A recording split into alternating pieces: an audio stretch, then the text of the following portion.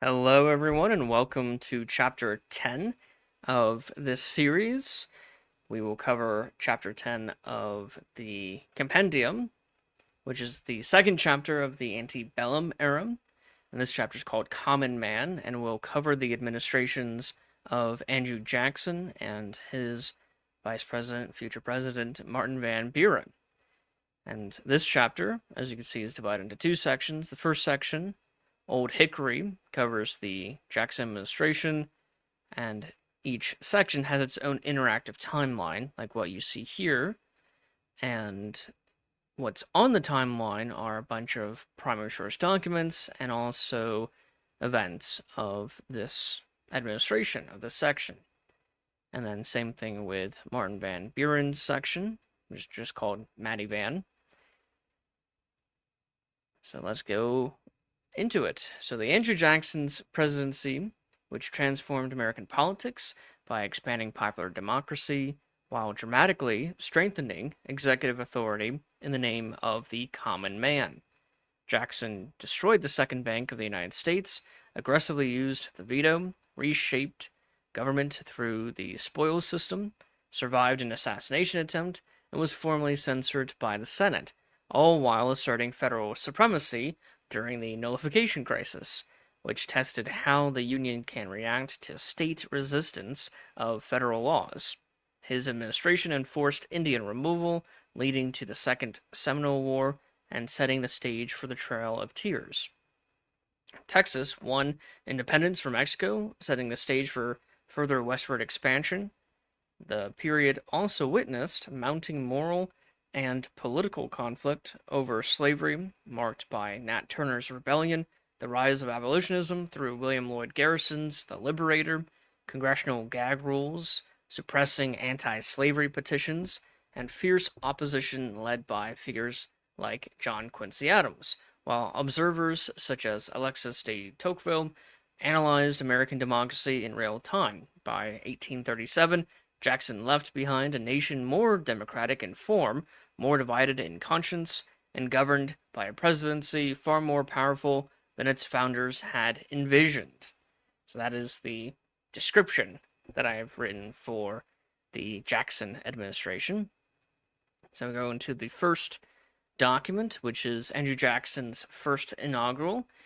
And during this address, he presented his vision of a restrained federal government, strict constitutional limits, and a commitment to reforming abuses within the executive branch, emphasizing popular sovereignty and rotation in office.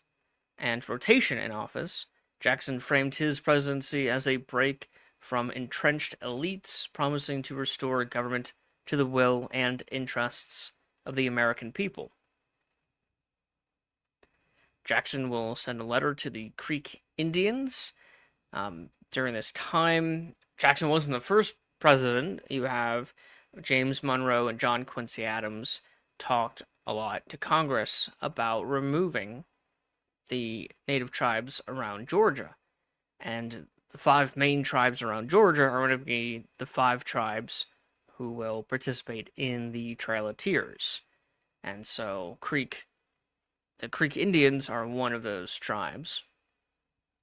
Of Jackson's 1829 State of the Union, Madison's opinion on the nullification crisis. So the nullification crisis begins in the previous chapter with the passage of the I'm blanking. The Tariff of Abominations. That's what it's called. So it wasn't passed under Andrew Jackson. It was passed under John Quincy Adams right at the end of his term. And now Jackson has to deal with the consequences of that, such as the nullification crisis, where states, particularly South Carolina, will argue that because they greatly disagree with the tariff, that South Carolina does not have to enforce the tariff. So states can nullify a federal law. That's what they're arguing. And this will be solved, not entirely solved, but it would be pretty much solved by this administration. Calhoun says that South Carolina should annul the cotton tariff. So again, this is part of the nullification crisis. During this time, the Whigs, so the party of the more elitist types in the country, are going to be in support of infrastructure projects. Andrew Jackson and the Democrats are going to be opposed to the infrastructure projects. And they're going to argue that because most people live in the North is going to see more infrastructure projects paid for by the federal government. And because of that, there will be a disadvantage to the South for the infrastructure project. And also, a lot of the infrastructure at this time was really only helping the wealthy who were going to use the infrastructure. So, like building canals, only the rich who can afford steamboats to use the canal will benefit the most from it. So you have the sectional divide, but you also have this class divide, and Andrew Jackson being a working class southerner border state type person, he will be opposed to the infrastructure bills. Now you have the Indian Removal Act, passed on May 28th, 1830. Now this act does not say that the federal government can send in troops to shoot at and kick out all Native Americans from the states. That's not what this bill says. A lot of people treat this bill as saying that. It's not what it says at all. All that this act does is it allows the federal government to make treaties with the native tribes to get them to agree to leave the territory that the United States claims. And so this will greatly impact during this time the southern states, mainly 5 tribes around Georgia. And every single one of these 5 tribes will agree to a treaty. So all this act does is it allows the federal government to make treaties with these tribes to get them to leave. The Seminoles will refuse, and that will lead to the Second Seminole War. Well, the Seminole chieftains will agree to a treaty to leave, but the Seminole people will not agree to follow their chieftain. They will stay and continue fighting the United States. And so, this misunderstanding on the part of the United States of how Native society works, we at this time believe that if the Native chief says something, that's the law for that tribe. Like, he's the king of this small tribe. No, that's not how Native life worked. It was much more, maybe not democratic in the modern sense, but it was up to the people to decide whether or not they're going to follow the leader. And so if they disagree with the leader, as many Seminoles disagreed with their own leadership for signing the treaty to leave, they disagree with that, and they will decide to not follow their chief and instead continue fighting for their home around Georgia, Florida area. I have the Appropriations Act, which is just a money bill for 1830. Now we have the census. Again, for all the censuses that we include on the compendium, it is the we have a video for each census, just summarizing the census, and these videos are made by Jeffrey the Librarian, a history YouTuber, and so if you want to check out his channel and subscribe and give him a like for doing amazing history research. Now here's the first of the Indian removal treaties, which is the Treaty of Dancing Rabbit, which is the Treaty of Dancing Rabbit Creek. This ceded Choctaw land in Mississippi in exchange for land in Indian Territory in modern-day Oklahoma. Approximately 15,000 were relocated, and around 2,500 died along the way due to disease and exposure. They would arrive in the Oklahoma Territory in 1833. So they left towards the end of 1830, and they will arrive in 1833. That's 15,000 people being relocated.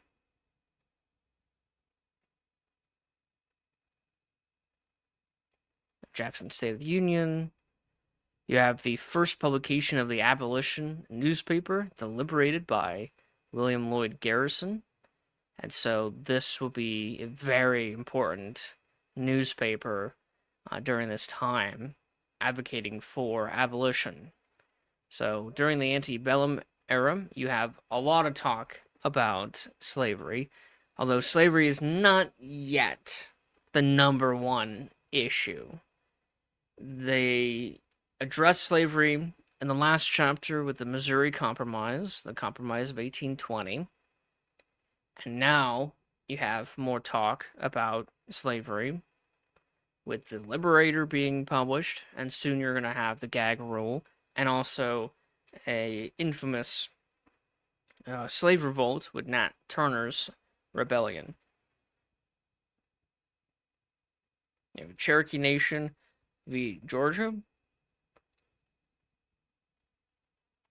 a Supreme Court decision. You have the Petticoat Affair, where Jackson reshuffles his cabinet. James Monroe dies. He was the president 2 presidents ago, and he would start he would preside over the era of good feelings, beginning the antebellum era.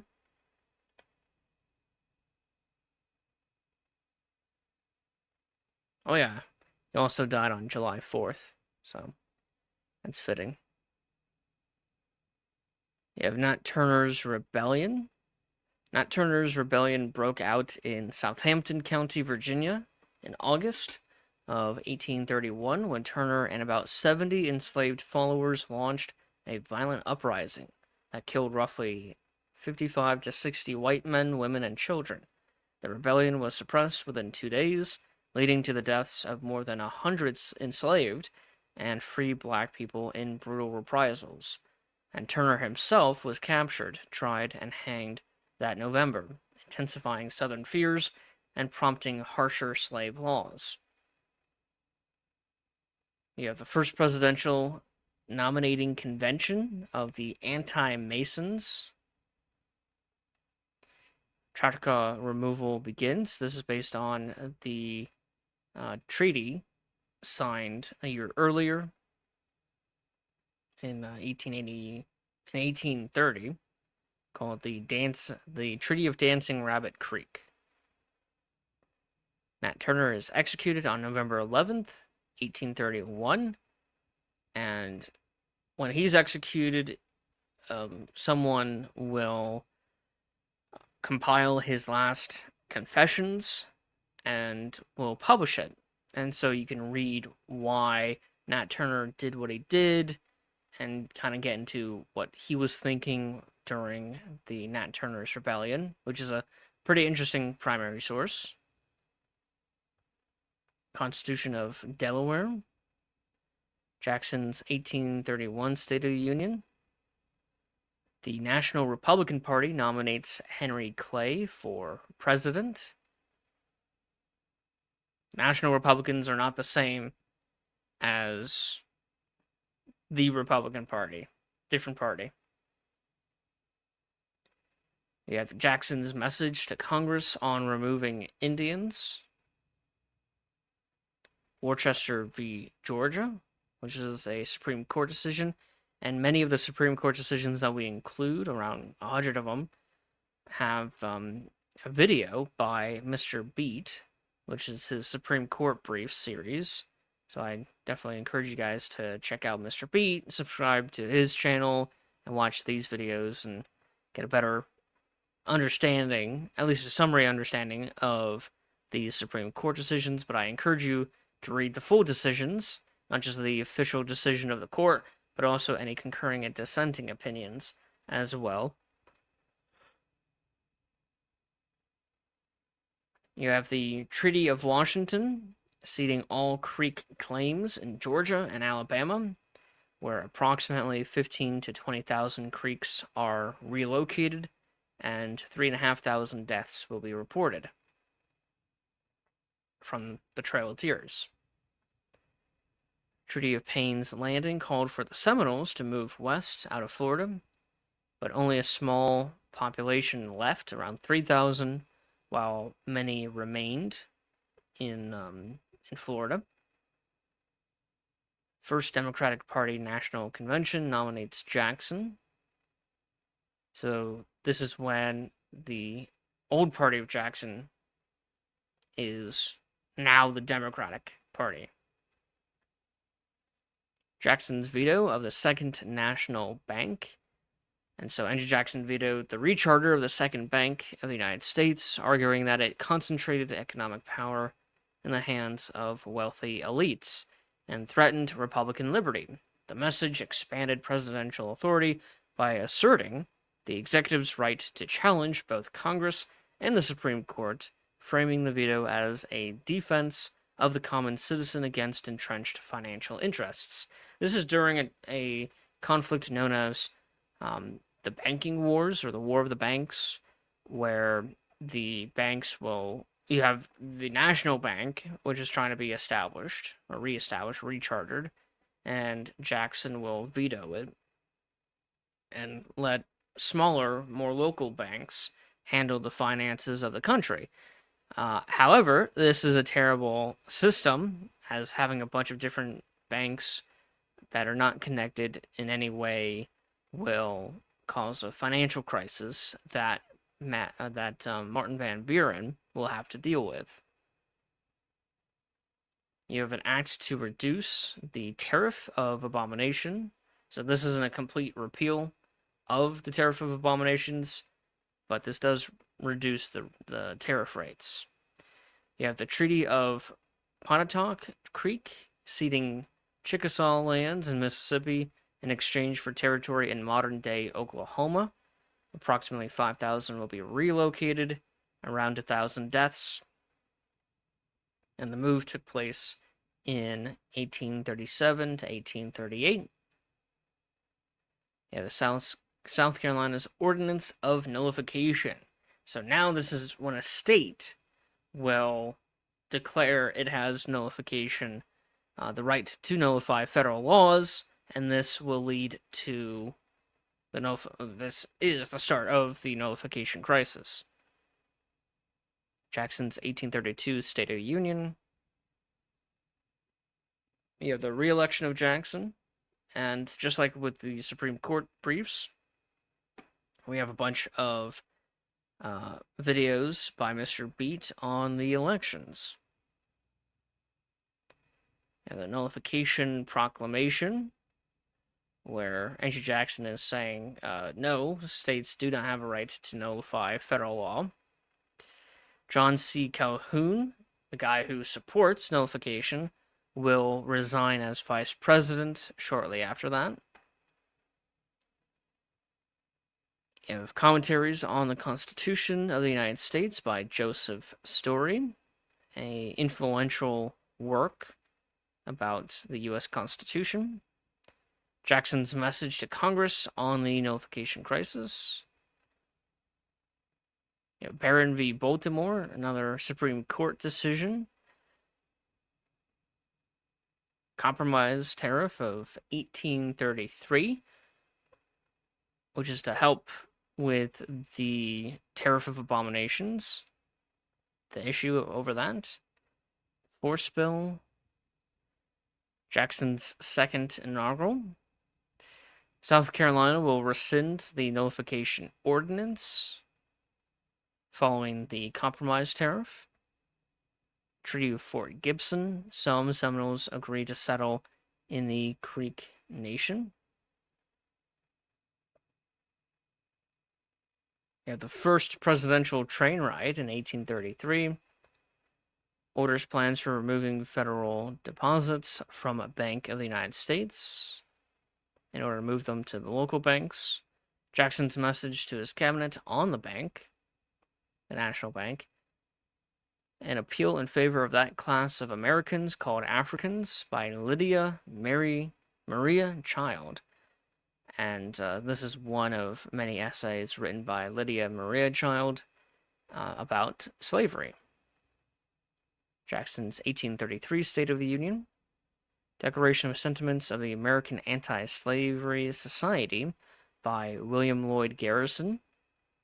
So the anti-slavery movement is now starting to publish more work, be more in the consciousness of the public, and this will continue throughout this era, but also the next era, which is the Emancipation era. Senate requests Jackson's message to his cabinet.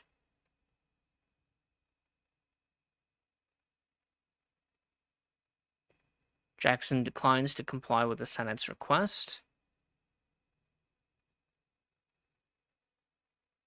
Henry Clay introduces a resolution condemning Jackson on the issue of the banks. So now Henry Clay is getting involved in the bank wars. The Senate will censor Andrew Jackson, which is pretty interesting. And then Jackson sends a message to Congress protesting his censor, which kind of defeats the purpose of a censor. You have the Department of Indian Affairs established during the Trail of Tears in order to help organize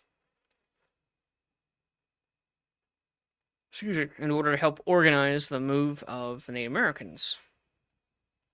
An act regarding trade with Indians and preserve peace on the frontier, which is passed on the same day. Jackson's 1834 State of the Union. You have an assassination attempt on Jackson. Richard Lawrence tries and fails to assassinate Jackson, so he fires 2 pistols. They both fail to fire, and so Jackson takes his cane and beats up the attempted assassin, which is very Jacksonian of him. Democracy in America, Volume 1, is published on July 1st, 1835. A fight breaks out in Vicksburg, Mississippi, by gamblers, and a physician is killed. 5 gamblers are then lynched by vigilantes for killing a physician. And this might seem random, but I include this event because it is mentioned in an address written by Abraham Lincoln called the Lyceum Address, where he talks about the peculiar domestic institutions of the South. So when people think of the peculiar institutions of the South, they mostly think of slavery. However, there were many peculiar institutions, lynching being one of them, slavery being another one, cockfighting, weird punishments, duels with knives and pistols, and shooting people while gambling. So all these peculiar institutions are part of the common, the culture of the South, which Northerners like Abraham Lincoln will say is uncivilized and should be ended. The Democratic National Convention will nominate Buren as its candidate. Jackson's 1835 State of the Union. The Second Seminole War begins with the Dade Massacre. Around 110 U.S. soldiers were killed by Seminole Indians, and many of the wounded were killed by a group of Africans. This massacre is the opening salvo of the Second Seminole War. You have the Treaty of New Echota, a faction of the Cherokees cede land in the southeast in exchange for land in Indian Territory. Approximately 16,000 are relocated, and about 4,000, so a quarter of the 16,000, will die, and they won't arrive until 1839. Some of the Cherokee will protest the New Echota Treaty. The Constitution of Arkansas, 1836. Texas will declare its independence in 1836 as well, fighting Mexico. The Fall of the Alamo, March 6, 1836. Chief Justice Taney will swear in, also in March 1836. Following the death of Chief Justice Marshall. And so Taney would be the second longest living Chief Justice after Marshall himself. And Taney will be the one to give, I would argue, the worst Supreme Court decision ever, which is the Dred Scott decision. And we'll be talking about that decision 2 days from now. It was for the sectional crisis chapter. We have Francis McIntosh lynching in St. Louis, Missouri, where Francis McIntosh, a free black man from Pittsburgh, was lynched by burning after stabbing 2 deputies, one fatally, while resisting arrest for interfering with a different arrest. He was taken by a mob, chained to a tree, and burned alive. So this is an infamous case of lynching. And again, this isn't random. I chose this event because it is referenced by Abraham Lincoln in his Lyceum address. It's mentioned by him. The Senate will ratify the New Echota Treaty. And at this time, they will pass the gag rule on slavery, which needs to be renewed every year. And John Quincy Adams, who is a member of the House after being president, will speak out against this gag rule. Now, people are kind of, when they talk about the gag rule, they misspeak. This doesn't say that people in the House cannot talk about slavery. People can talk about slavery in the House, even under the gag rule. All that the gag rule did was that no one can propose legislation which would interfere with the institution of slavery. So, people can still talk about slavery, they just can't pass any bills about slavery. So, when you hear someone talk about the gag rule and they say, oh, people couldn't even talk about, people could still talk about slavery. Most of the debates during this time about any important topic is going to be about slavery. So, there's that. The admission of Arkansas as a new state. Surplus Act. James Madison will die. He was, I think, the last of the founders to die. James Madison. June 28th. If only he lived 6 more days, he would have made it to July 4th. An act to enforce the New Echota Treaty, removing Cherokee to out west. Order of Specie Circular. Appeal to the Christian Women of the South by Angelina Grimke. An appeal to the Christian women of the South by Angelina Emily Grimke urges Southern white women to recognize slavery as a moral and religious sin, grounding her argument in Scripture and the principles of Christian duty. She calls on them to take personal responsibility by educating themselves, persuading others, and peacefully resisting the institution despite social and legal pressures. Now, the election of Martin Van Buren, Jackson's 1836 State of the Union, New Quota Treaty signed by Jackson, Henry Clay's speech on the expunged resolution, Michigan becomes a state, speech on the reception of abolition petitions by John C. Calhoun.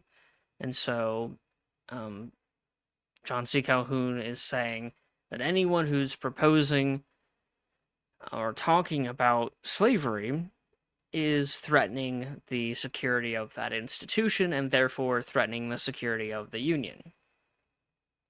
And also, you have to keep in mind the gag rule was only on the House, not the Senate. And so this is about the Senate. Congress recognizes Texas's independence.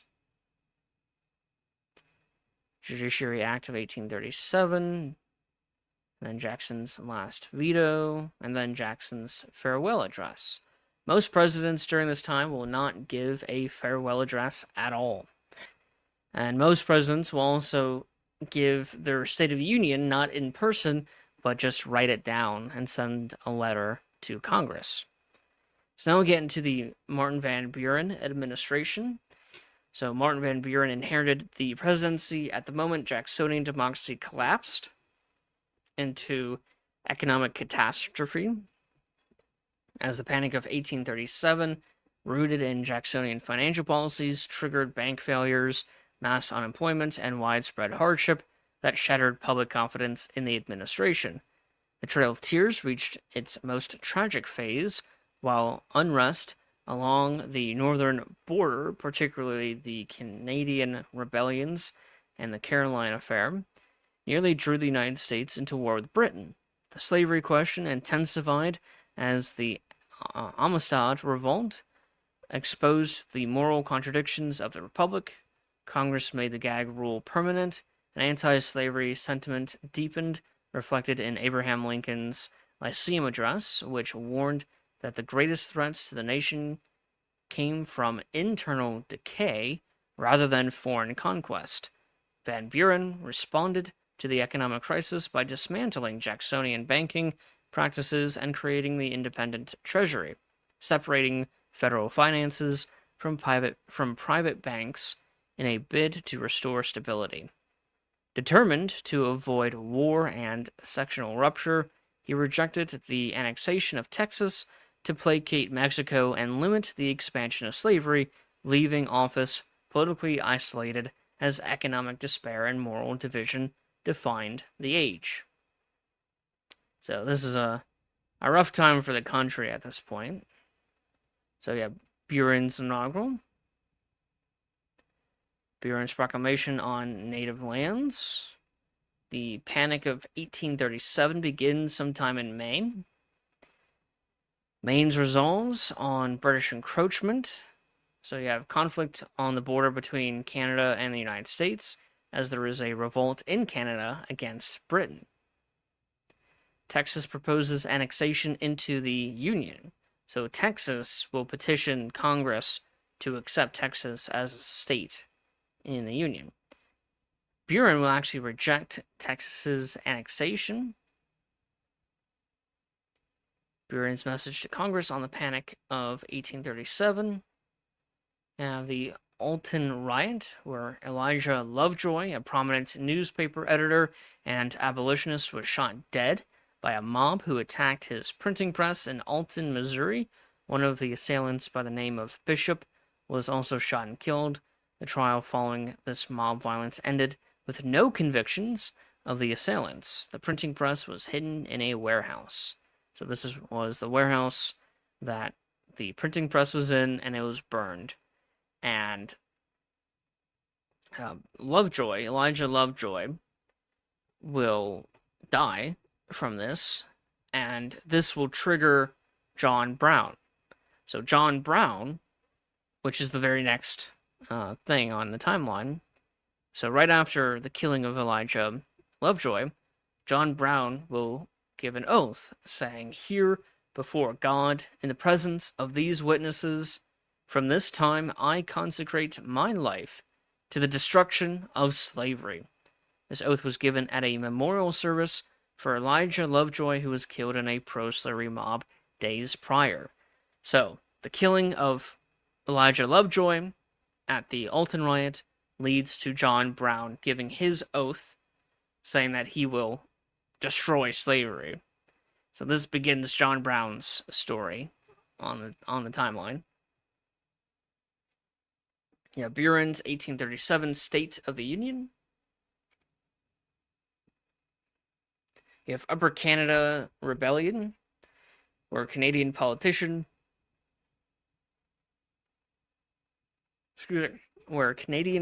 and firebrand William Lyon Mackenzie attempts near Toronto to launch a popular rebellion against British colonial rule. Buren announcement of the independent treasury. Caroline is seized and burned by British militia in Canada. The Caroline was delivering supplies to the popular rebels in Canada. It was a U.S. ship. Barron's address to Congress on concerning border protection. This is the northern border protection. He will also give a proclamation on neutrality regarding the Canadian issue. Abraham Lincoln will give his Lyceum address in January of 1838. Florida will make its own constitution, 1838. Kendall v. United States, a Supreme Court decision. U.S. and Texas Convention about accepting Texas into the Union as a state. Buren's address to Congress on the border crisis with Mexico. So now you have two border crises happening at the same time. You have a rebellion in Canada against British rule, and Buren wants to remain neutral with that. And now you have a border crisis in the South regarding Texas and Mexico. And Texas is a rebellion against Mexico's authority. So you have two rebellions going on, one in the north, one in the southwest, and Buren is remaining neutral on both. Buren's message to Congress on the financial crisis, that is, the continuing panic of 1837. Buren's message to Congress on the Cherokee. Frederick Douglass will escape slavery on September 3rd, 1838, where he fled bondage in Baltimore, Maryland, disguising himself and using a sailor's protection pass to board a northbound train. He reached New York that day and soon afterward joined his future wife, Anna Marie, in freedom. And he will become a major player in the abolitionist movement. And also the women's suffragette movement as well. Buren's second proclamation of neutrality with Canada. Buren's 1838 State of the Union. Buren's message to Congress on the Aroostook conflict. Defense against the Invasion Act. So the United States is fearing invasion either by the British or by the Mexicans. The Aroostook conflict ends. That's a conflict in Canada. Convention between U.S. and Mexico on the border. Buren's message to Congress on British compensation for seizing slave ships. The USS Washington seizes a ship, the Amistad, near Long Island. Buren's 1839 State of the Union. The Whig Party nominates William Henry Harrison, so he'll be a Whig. Buren's announcement of the treaty with the Republic of Ecuador. Buren's message to Congress concerning the removal of New York Indians. So now the Indian removal is not just in the South, it's now the North as well. The House gag rule on slavery is made standing, which is permanent, in the House. not yet the Senate. Executive order for all federal workers to only work 10 hours a day. Buren's message to Congress on the Amistad incident. You have the first Democratic Party platform. This is the first party platform ever published by any party, and it was done so in 1840. And the DNC will nominate Buren as president at the 1840 census. Buren's message commending a committee to resolve the northern border issue. Buren's message to Congress to prepare for an attack from Britain. Independent Treasury Act. The election of William Henry Harrison. And Buren's last State of the Union of 1840. And so this will conclude today's chapter, which is chapter 10, The Common Man, 1829 to 1841. This covered the administrations of Andrew Jackson and Martin Van Buren. Everything that you see here is actually the website that we have. It is www.tarpeia.us. Tarpeia is spelled Tarpeia.us. And this is chapter 10 of the compendium, the second chapter in the Antebellum era.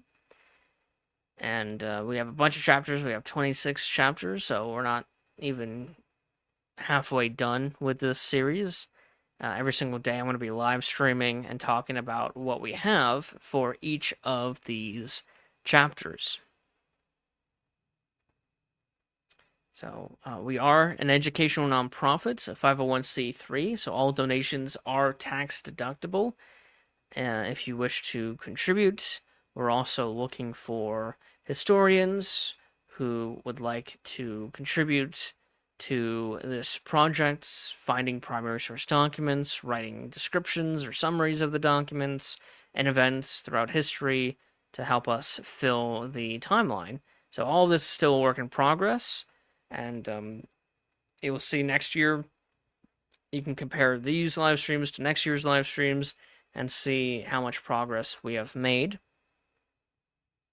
So thank you for watching, and I hope you learned something new of our own past, and I hope to see you tomorrow. Tomorrow's live stream, you can contribute, you can comment, ask questions, and I'll pause from talking about this to try to answer your questions to the best of my ability. So thank you again for watching, and I hope to see you tomorrow, and have a nice day.